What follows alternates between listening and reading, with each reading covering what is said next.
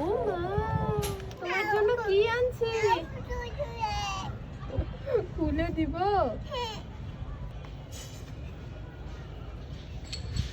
ও মা, এটা টিপতে হয়? আচ্ছা টিপো, দাও।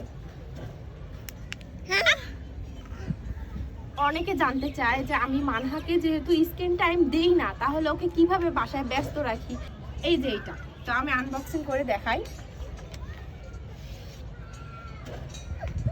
এটা হচ্ছে রাইটিং ট্যাবলেট। কেন বলছি এই কথা?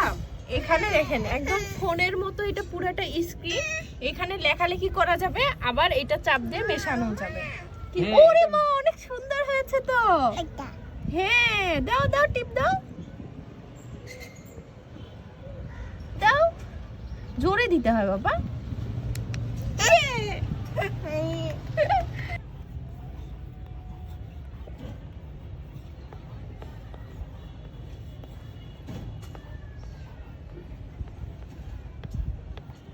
এই যে এখানে ডিলিট, একটা টিপ দিলেই ভ্যানিশ।